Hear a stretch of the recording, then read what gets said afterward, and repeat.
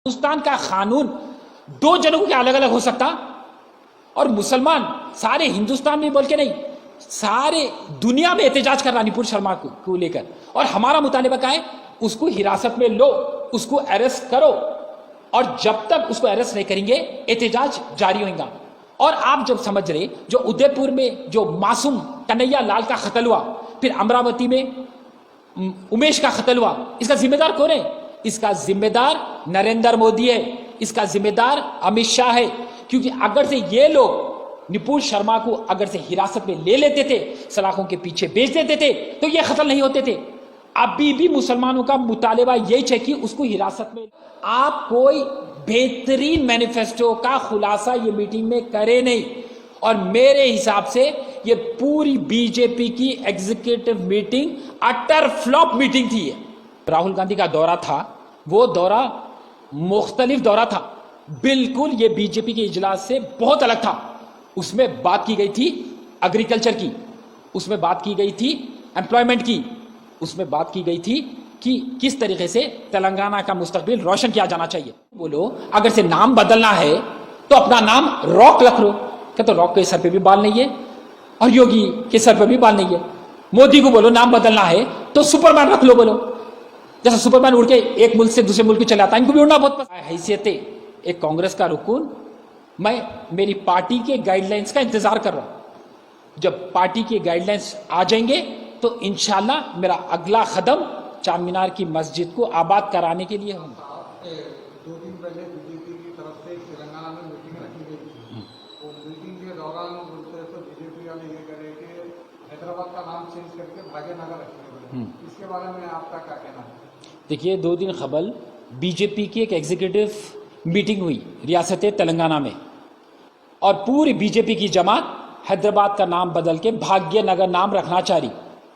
अगर से तेलंगाना की आवाम से इतना ही लगाव रहता था बीजेपी जमात को, और तेलंगाना में वाकई में तरक्की के जहन से अगर से ये इजलास वो लोग तलब करे, तो वो लोग एग्रीकल्चर के बारे में बात करते थे, एम्प्लॉयमेंट के बारे में बात करते थे, डेवलपमेंट के बारे में बात करते थे, एजुकेशन के बारे में बात करते थे, हेल्थ के बारे में बात करते थे। ये सब बात बाजुक रखकर ये बात कर रहे भाग्यनगर नाम रखेंगे हम हैदराबाद का बदलकर। बीजेपी की हुकूमत को मैं ये कहना चाह रहा हूं, अगर से तुम मुल्क से उतनी मोहब्बत करते तो तेलंगाना की आवाम की किस्मत बदलने की बात करो, उनके मुस्तकबिल को रोशन करने की बात करो। वैसा भी आपकी उतनी औकात नहीं है वो बदलने की, कि तो वो रब के हाथों में है, वह हरकत में बरकत है।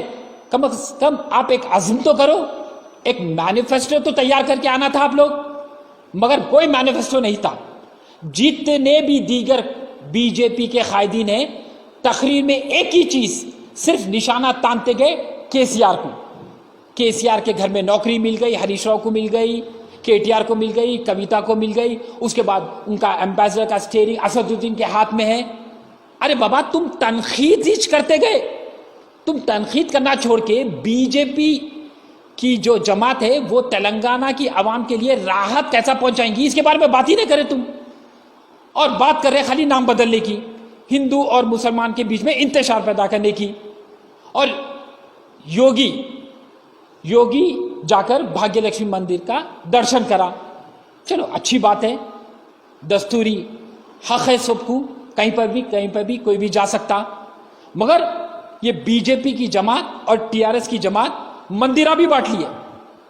भाग्यलक्ष्मी मंदिर बीजेपी की, यादगिरी की मंदिर टीआरएस की, और ये पूरे बीजेपी की जितने भी कायदीन हैं हिंदू मुसलमान के बीच में इंतशार पैदा करने की बात करें। वो योगी को बोलो अगर से नाम बदलना है तो अपना नाम रॉक रख लो। क्या तो रॉक के सर पे भी बाल नहीं है, और योगी के सर पे भी बाल नहीं है। मोदी को बोलो नाम बदलना है तो सुपरमैन रख लो। बोलो जैसे सुपरमैन उड़ के एक मुल्क से दूसरे मुल्क में चले आता है, इनको भी उड़ना बहुत पसंद, हर वक्त यहां से वहां चले आते, वहां से वहां चले आते। तो लिहाजा नाम बदलने की बात न करो, आवाम के मुस्तकबिल को बदलने की बात करो, किस्मत को बदलने की बात करो, मुकद्दर को बदलने की बात करो। तो ये समझ में आने वाली बात है। और हम कांग्रेस जमात जब तक है, हैदराबाद का नाम किसी भी हाल में हम बदलने नहीं देंगे। हैदराबाद का जो नाम है वो हैदराबाद ही रहेगा। हैदराबाद का नाम तो हैदराबाद रहेगा।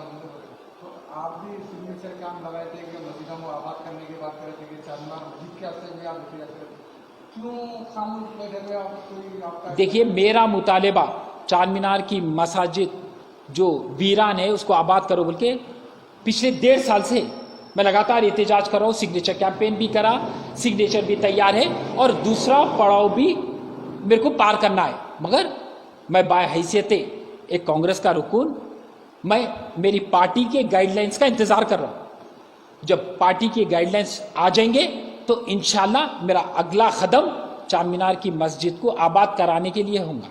क्योंकि तो मेरे को एक चीज़ ये भी मद्देनज़र रखना चाहिए कि लॉ एंड ऑर्डर ख़राब नहीं होना चाहिए, क्योंकि बीजेपी के जितने भी कायदीन है वो ये मसले को लेके पोलराइज करने की कोशिश करें। तो मैं एक पैगाम हर वक्त आवाम में ये भेजना चाहा कि भाग्य लक्ष्मी जो मंदिर है बेशक रहना चाहिए, उसमें पूजा हो रही होना चाहिए, साथ ही साथ गंगा जमुना तहजीब को बरकरार रखते हुए मेरा मुतालिबा है कि चारमीनार की जो मस्जिद खैराबाद है उसको आबाद करो। और मैं बराबर एहतजाज करूंगा। मैं बस कांग्रेस पार्टी के गाइडलाइंस का इंतजार कर रहा हूं। जिस दिन गाइडलाइंस आ जाएगा आपको ऐलान मेरे तरफ से हो जाएगा और इंशाल्लाह मुस्तकबिल में चारमीनार की मस्जिद आबाद हो जाएंगी। फेसबुक पे आपकी जब भी वीडियो डाले फेसबुक पे आके लोग ये कमेंट कर रहे हैं राशिद खान जो मस्जिदों के लिए आवाज उठाते थे, अब चारमीनार की मस्जिद के बाद क्यों खामोश बैठे हुए पूछ रहे? देखिए, मैं आपको वही तो समझाया कि मैं लगातार जो एहतजाज करा एक पड़ाव पार कर लिया। मैं रुजू हुआ आर्कियोलॉजिकल सर्वे ऑफ इंडिया के पास, मैं रुजू हुआ ministry of tourism and culture के पास, फिर मैं आवाम के दरमियान गया। अल्लाह के फजल व करम से पूरी आवाम मेरे साथ है, उलमाया है और मसाजिद के इमाम साहब है, मौज़म साहब है, मुसल्लियाँ हैं, पूरे जने मेरे साथ हैं अल्लाह के फजल व करम से। तो ये जो मुहिम का मैं आगाज़ करा इसको अंजाम तक पहुँचाऊँगा और मस्जिद को तो मैं किसी भी हाल में आबाद करवाऊँगा। क्योंकि मुल्क के आज मौजूदा हालात ऐसे हो गए कि हर जगह पे हिंदू मुसलमान की लड़ाई हो रही। तो अगर से मेरे गलत कदम से अल्लाह ना करे कोई अगर से ऐसे झगड़े छिड़ जाते तो मैं अल्लाह को क्या चेहरा दिखाऊंगा अपना। तो वो चीज़ को बरकरार रखते हुए मैं सही वक्त का, सही फैसले का, सही दिन का इंतजार कर रहा हूँ। देखिए, जब राहुल गांधी का दौरा था वो दौरा मुख्तलिफ दौरा था, बिल्कुल ये बीजेपी के इजलास से बहुत अलग था। उसमें बात की गई थी एग्रीकल्चर की, उसमें बात की गई थी एम्प्लॉयमेंट की, उसमें बात की गई थी कि किस तरीके से तेलंगाना का मुस्तकबिल रोशन किया जाना चाहिए।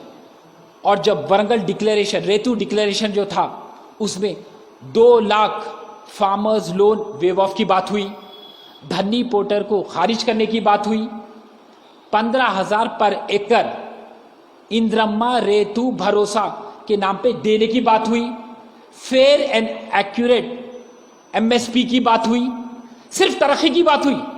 मगर जब बीजेपी का इजलास हुआ तो कोई तरक्की की बात नहीं हुई। सिर्फ और सिर्फ बीजेपी की हुकूमत पोलराइज करना चाह रही थी और सिर्फ केसीआर को लेकर तनकीद करी। अरे मैं बेशक ये मानता हूं केसीआर एक नाकारा वजीर आला है, आप तनकीद कर रहे, सही बात है। आप में क्या काबिलियत है बताओ मेरे को। आप अगर से केसीआर एक नाकारा वजीर आला है तो मोदी आप भी एक नाकारा वजीर आजम है। आप पूरे हिंदुस्तान में गरीबी को आगे बढ़ाए, बेरोजगारी को आगे बढ़ाए, जीडीपी तबोताराज हो गई, इकोनॉमी तबोताराज हो गई, कहीं पर भी तरक्की नहीं है, प्राइस इन्फ्लेशन है। तो ये जो हिंदुस्तान में हालात है ये सिर्फ आपके वजह से। तो आप क्या सूरत से आके बोलेंगे तेलंगाना के बारे में? आपके पास तो कुछ है ही नहीं बोलने की। यही वजह है कि आप बात कर रहे हैदराबाद का नाम बदल के भाग्यनगर रख देता हूं, फिर शेयरिंग किसके हाथ में है, हाँ किसको क्या नौकरी मिली, सिर्फ तनकीद करते रहे। मगर आप कोई बेहतरीन मैनिफेस्टो का खुलासा ये मीटिंग में करे नहीं। और मेरे हिसाब से ये पूरी बीजेपी की एग्जीक्यूटिव मीटिंग अटर फ्लॉप मीटिंग थी। और जो हमारी राहुल गांधी की जो मीटिंग थी, जो वरंगल डिक्लेरेशन था, जो रेतु डिक्लेरेशन था, वो कामयाब इजलास था, वो कामयाब मीटिंग थी। तो जमीन आसमान का फर्क है। अगर से आसमान कांग्रेस है तो जमीन बीजेपी है। आसमान अगर से साफ पानी है तो बीजेपी कीचड़ है, इसके लिए बोलते कीचड़ में कमल खिलता। होगा जी जी क्या बोलेंगे इस सवाल में? देखिए, नुपुर शर्मा जो गुस्ताखे रसूल है, शान रिसालत में गुस्ताखी की ये खातून, और ये खातून पे 153A, 153B, 295A, 298, 505 IPC section दर्ज हो गए, FIR दर्ज हो गया। वह पुलिस क्या करी, बुलाई, एक स्टेटमेंट रिकॉर्ड करी, 41 CRPC नोटिस दी, छोड़ डाली। हिरासत में क्यों नहीं लिए नुपुर शर्मा को? और साथ ही साथ नुपुर शर्मा जो जुमला इस्तेमाल करी, हमारे हुजूर सल्लल्लाहु अलैहि वसल्लम की शान में गुस्ताखी करी, वो जुमले का जो खुलासा करा उसका नाम है जुबैर, एल्ट न्यूज का को फाउंडर है। उसको बेबुनियाद IPC सेक्शनों में दर्ज कर डाले, 153A लगा डाले, 295A लगा के उसको पुलिस कस्टडी भी में लिए, उसके बाद में उसको रिमांड में भी भेज डाले। अब मेरे को बोलिए आप, हिंदुस्तान का कानून दो जनों के अलग अलग हो सकता? और मुसलमान सारे हिंदुस्तान में बोल के नहीं, सारे दुनिया में एहतजाज कर रहा नुपुर शर्मा को लेकर, और हमारा मुतालिबा क्या है, उसको हिरासत में लो, उसको अरेस्ट करो, और जब तक उसको अरेस्ट नहीं करेंगे एहतजाज जारी होगा। और आप जब समझ रहे, जो उदयपुर में जो मासूम कन्हैया लाल का कत्ल हुआ, फिर अमरावती में उमेश का कत्ल हुआ, इसका जिम्मेदार कौन है? इसका जिम्मेदार नरेंद्र मोदी है, इसका जिम्मेदार अमित शाह है। क्योंकि अगर से ये लोग नुपुर शर्मा को अगर से हिरासत में ले लेते थे, सलाखों के पीछे बेच देते थे, तो ये कत्ल नहीं होते थे। अभी भी मुसलमानों का मुतालिबा यही है कि उसको हिरासत में लो, वरना एहतजाज नहीं रुकने वाला। अमित शाह, मैं आपको कहना चाह रहा हूं कि इंटरनल सिक्योरिटी आपके हाथों में है, क्योंकि आप होम मिनिस्टर है, और हर जगह पे कत्ल हो रहा, लोगों को थ्रेट कॉल्स आ रहे कि नुपुर शर्मा के पोस्ट को के हित में आप बात करेंगे तो आपका कत्ल कर देंगे। ये सिलसिला आगे चलते रहेगा।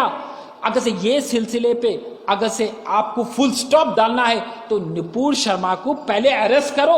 अरेस्ट करें तो मुसलमानों का गुस्सा थम जाएगा, और उसके बाद में हम एहतजाज को रोक देंगे। मगर आप हिरासत में नहीं ले रहे नुपुर शर्मा को, तो हम तो एहतजाज करते रहेंगे।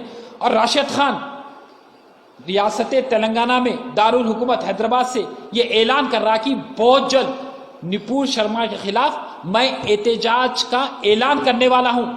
तो मेरी सांस जब तक है, ये जिस्म में जब तक रूह है, मैं एहतजाज करते रहूंगा नुपुर शर्मा के खिलाफ। और जब तक ये बीजेपी की हुकूमत उसको सलाखों के पीछे नहीं भेजेंगी, हम मुसलमान तो खामोश बैठने वाले नहीं है। अब जो हालात हो रहे उसका जिम्मेदार मोदी है, अमित शाह है, और मुस्तकबिल में भी अगर से खुदा ना खास्ता हालात और तबो ताराज होंगे तो उसके भी जिम्मेदार मोदी और अमित शाह रहने वाले।